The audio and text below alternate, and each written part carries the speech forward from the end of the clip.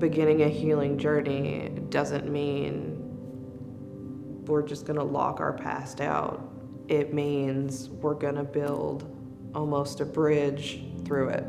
Kind of strange to say that, I used to wake up and just get through the day, and now I wake up and look forward to the day. And even that's a little thing, but it's huge.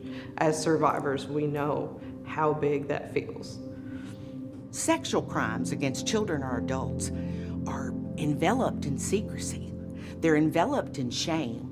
So what we have to do is bring people out of that, let them step out of that veil of shame and say, no, the shame is not mine. And as a community, that's what we have to do. We have to make that okay for victims to step out and say, this is not the envelope I fit in. This is not the box I go in. And when we do that, when we take away the boxes, we get a whole world of voices that are worth hearing. My hope comes from the students I talked to last year, my peers and others across the state, that they now know about their local resources available for survivors. I wouldn't be able to use my voice without the help of Lotus. They turned it from a whisper into a shout. Without Lotus, I wouldn't have this newfound hope that advocating for survivors gave me. I can remember my experiences from taking kids to Lotus.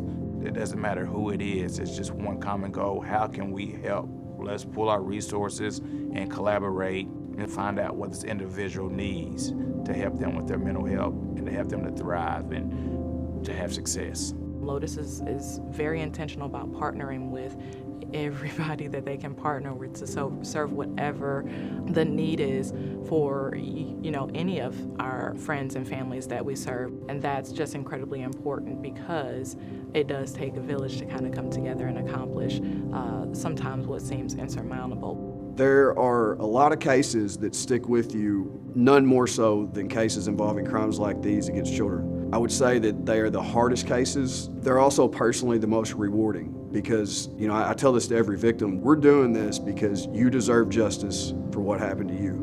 We're also doing this because we know that the vast majority of people who do these crimes, they will do them again unless we stop them. So the victim who shows the courage to come forward, and it is courage, that is not easy under any circumstances, to tell what happened to them and tell their truth, they're not only making it stop for them, we're preventing it from happening to other people. That's why these cases mean more than any other to me. Resilience as a survivor to me means letting go of shame that was never ours to carry, picking up the power within ourselves and really moving through and thriving through life and everything despite the trauma that was never ours to carry.